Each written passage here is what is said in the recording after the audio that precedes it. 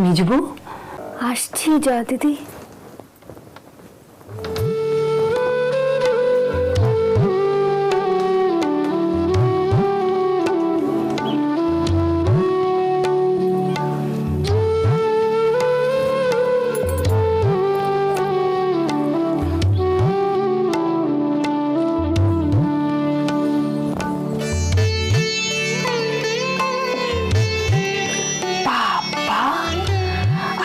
তো দেখা মেলাই ভার, পরপর কদিন এসে চিলেকোটার ঘরে কত ডাকলো মেজো বউ মেজো বউ।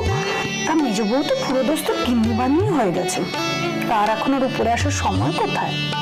আমি হলাম গিন্নি, তাহলেই হয়েছে, সংসার রসাতলে যাবে না। এই শোন না, আমের আচার করেছিলাম, তোর দেখা পাচ্ছি না দেখে সব শেষ করে ফেলেছ? ও মা, শোনো মেয়ের কথা, এক বয়ম আচার আমি একা শেষ করবো?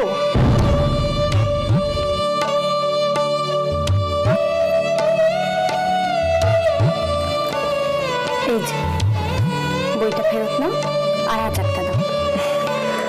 বাবা, তোকে তো বই দিতে না দিতে তুই পড়ে শেষ করে দিস। কোথায়? ঘর ফাঁকা না পেলে কি বই পড়া হয় না? আচারটা দাও না। উফ, দিচ্ছি বাপু দিচ্ছি, মেয়েরা তো অসহায় না।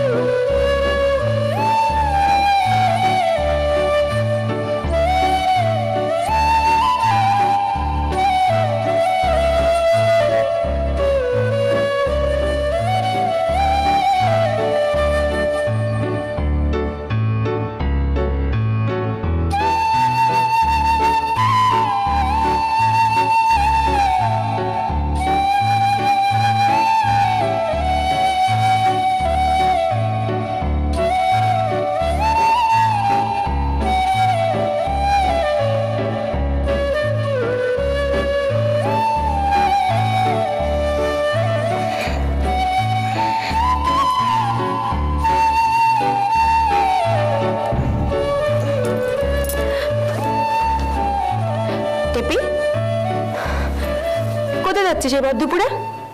আয় এদিকে আয় বলছি, আয় শুয়ে পড়। মেজুকুড়ি আছে যাবো। কি মেজুকুড়ির কাছে যাচ্ছিস কেন এখন? নিতে যাবো।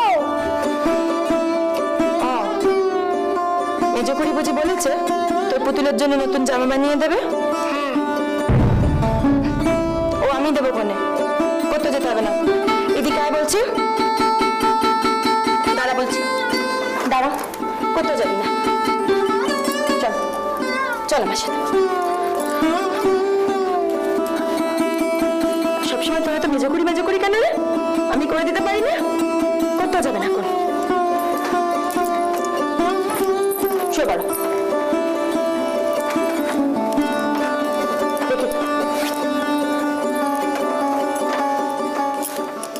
তোমার বেশ মজা, লুকিয়ে লুকিয়ে বই পড়তে হয়। তা হয় ঠিকই, কিন্তু কি জানিস তো, শাশুড়িরা তো বউদের বই পড়াটা খুব একটা পছন্দ করে না। ওই আমার উনি নিজে এনে দেন, তাই আর কিছু বলতে পারে না।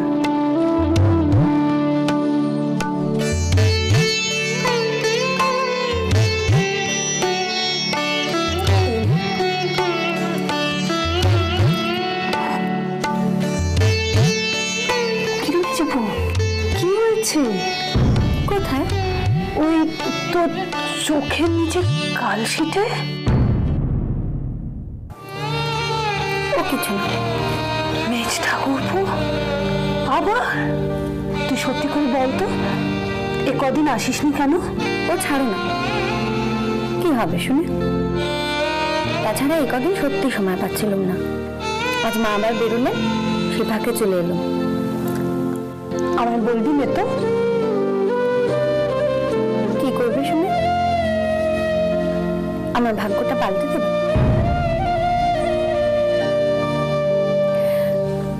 জয়া দিদি, তোমার সে কাঁচের পুতুলটা একদিন দেখিও না, আমি অন্য একটা পুতুল কিনবো। সে আর বলিস না রে, যেটা আমার ঘরে রাখা ছিল আমি সেদিন পরিষ্কার করতে গিয়ে ব্যাস হাত থেকে পড়ে ভেঙে গেছে। ইস, ভেঙে গেল? কি সুন্দর ছিল পুতুলটা। আর বলিস না, তারপর সে তো এক কাণ্ড ঘটলো। আমার শাশুড়ি কোথায় ছিলেন কে জানে, আওয়াজ শুনে করে হই হই করে ছুটে এসেছেন। আর ব্যাস আমাকে বকাঝকা শুরু হয়ে গেল। বললেন যে ভেঙে ফেলবে, তোমাদের হাতে যদি একটা জিনিসও টেকে, হাতে পায়ে যদি এতটুকু লক্ষ্মী থাকে, বাপ রে বাপ। আমার তো শুনে মনে হচ্ছিল যে ধরনী দিদাও আর আমি তার মধ্যে ঢুকে যাই। তারপর কি হলো জানিস? কি হলো? উনি তো ঘরে ছিলেন, বই পড়ছিলেন। উনি হঠাৎ উঠে চলে এলেন, এসে বললেন শাশুড়ি মাকে যে তুমি যে না জেনে এতগুলো কথা বললে, তুমি জানো ওটা কার হাত থেকে পড়ে ভেঙেছে? ওটা আমার হাত থেকে পড়ে ভেঙেছে। আমি তো হাঁ করে ওনার দিকে তাকিয়ে আছি, আর উনি তো আমার দিকে তাকাচ্ছেনই না। তারপর শাশুড়ি বেচারার কি বলে, বললো ঘরের জিনিস একটু যত্ন করে রাখলেই চলে, ব্যাস এ বলেই চলে গেলেন। তোমার বর তোমার দোষটা নিজে ঘাড়ে নিয়ে নিল। তবে আর কি বলছি। তারপর কি বলে জানিস, আমাকে বলছে যে দোষগুণ যদি ভাগ না করে নিতে পারি তাহলে একসঙ্গে ঘর করছি কেন। উনি একদম অন্যরকম, এবারের ছেলেদের মতো নয়। আমার উনি হলে তো নিজের দোষটাও আমার দিকে ঠেলে দিতেন। ওরম বলছিস কেন? মেজ ঠাকুরপো কিন্তু আগে থেকে অনেক বদলে গেছে। এই শোন না, মেজ ঠাকুরপো তোকে ভালোবাসে না, আদর করে না? এই যে ভালোবাসার নমুনা বয়ে বেড়াচ্ছে। ওনার ভালোবাসার ওই একটাই চেহারা, আমার ভালো লাগে না, দম বন্ধ লাগে। ওরম ভাবে বলছিস কেন? জানি কোনো ঠিক কথাই বলতে নেই। আজ কোনো বই আনোনি? পরপর কদিন ধরেই তো বইখানা বয়ে বেড়াচ্ছি। কি বই গো? এই নে।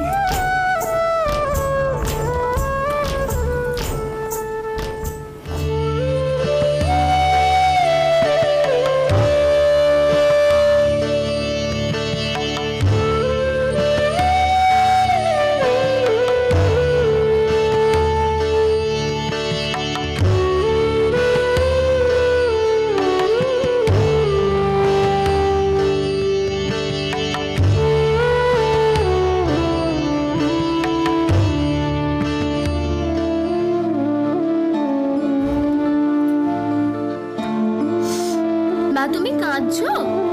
তোমার কি হয়েছে গো? এমনি একটু চোখে জল এসে গেছিল। কেন?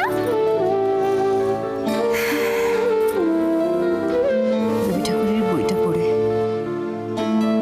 এটা কি বই গো? গোরা বড় ভালো লিখেছেন রে। বা ভালো জিনিস পড়লে বুঝি কান্না পায়? পায়, তুই বড় হ, তুইও বুঝবি। কি রে, কি হলো?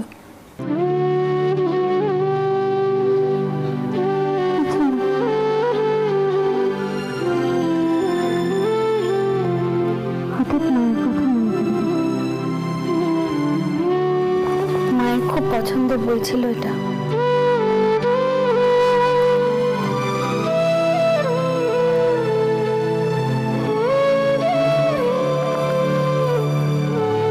মা আমাকে ভুলে গেছে না?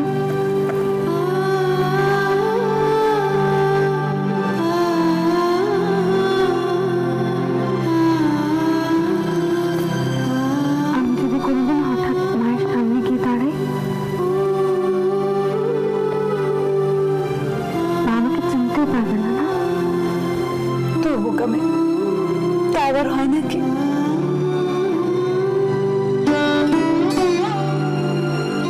আমার হয়, যা কারো হয় না, আমার তাই হয়।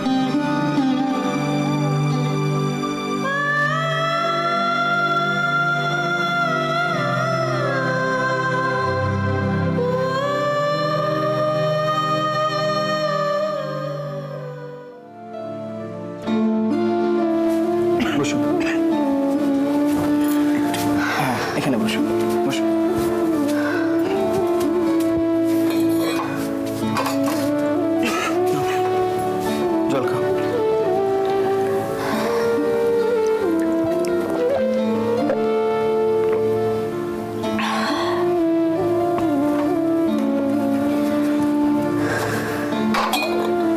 তুমি ওষুধ খাও না কেন?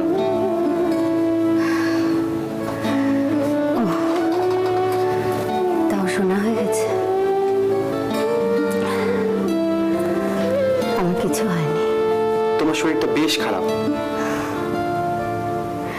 তুই এদিকে আয়, আমার কাছে।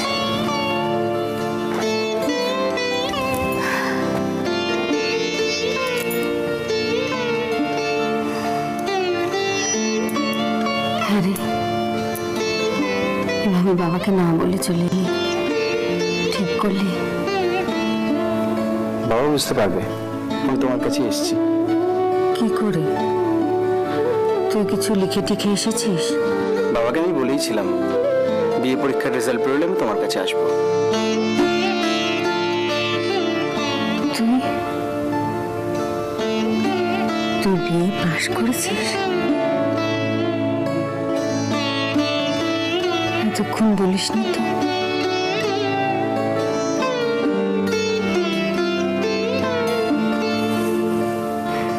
আরে, তুই এত বড় হয়ে গেছিস? না মা,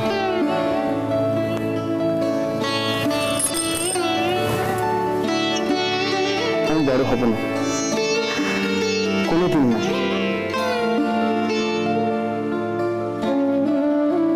আরে, এতগুলো বছরে আমার কাছে আসিসনি কেন?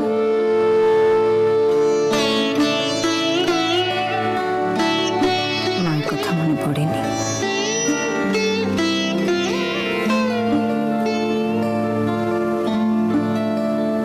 সেবার যখন এসেছিলাম তোমার শরীরটা খুব খারাপ ছিল মা। ওরা তোমার মাথা ফাটিয়ে দিয়েছিল। সেবার তুমি জোর করে জেদ করে আমাকে বাবার কাছে পাঠিয়ে দিয়েছিলে। তুমি বারবার বলেছিলে আমি তোমার কাছে থাকবো, তুমি তবুও পাঠিয়ে দিয়েছিলে। আমার খুব দুঃখ হয়েছিল, রাগ হয়েছিল। মনে হয়েছিল তুমি আমাকে একটুও ভালোবাসো না। এখন আর রাগ হয় না? না, মা বড় পাষাণ না, মার মন নেই। সেবার যখন তুমি ফিরিয়ে দিয়েছিলে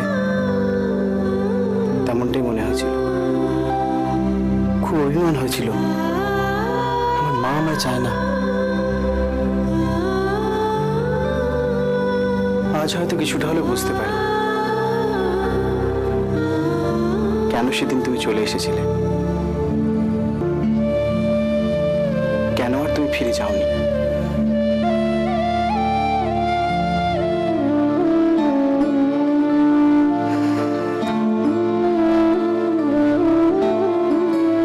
আরে, তোর বাবার শরীর কেমন আছে রে? ভালোই আছে, একটু খিটখিটে হয়ে গেছে। সারাদিন বৌদির পেছনে খিটখিট করে। জানো মা, দাদার মেয়েটা খুব সুন্দর হয়েছে। অন্য কেমন পুটুর পুটুর করে তাকায়, হাত পা নিয়ে খেলা করে, আর আমার গলার শব্দ শুনলেই না হেসে ওঠে। ওকে দেখলে আমার বোনের কথা মনে পড়ে।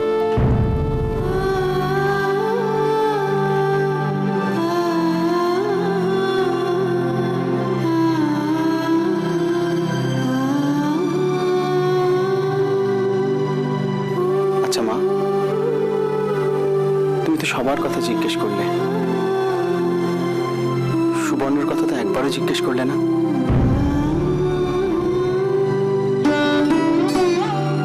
তুই যাস তার কাছে?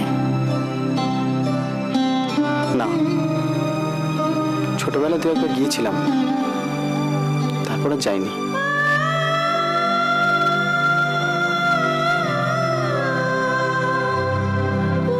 ভাবা যায় মাঝে মাঝে।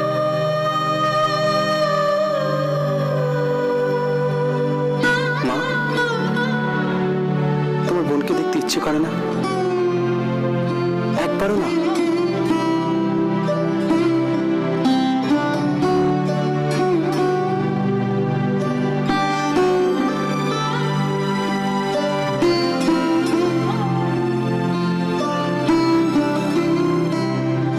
সেদিন তাকে আমি ভাগ্যের হাতে ফেলে দিয়ে এসেছিলাম। তার চোখের ওই নীরব প্রশ্নগুলোর সামনে আমি দাঁড়াতে পারিনি।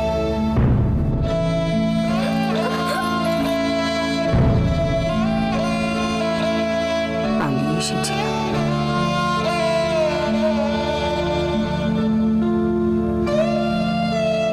সেদিন হয়তো সে আমাকেই খুঁজেছিল সব থেকে বেশি। আমাকে তার দরকার ছিল সব থেকে বেশি।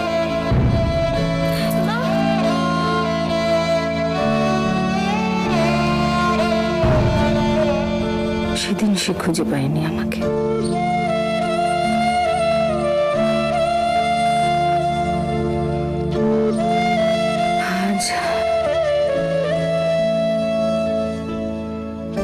এতগুলো দিন পর কি বলে কি দাঁড়াবো আমি তার সামনে?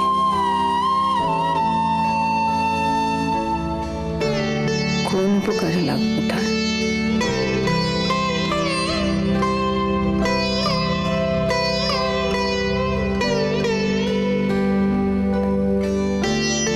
সে তো নিজের মতো করে লড়াই করে মানিয়ে নিয়েছে সংসারে।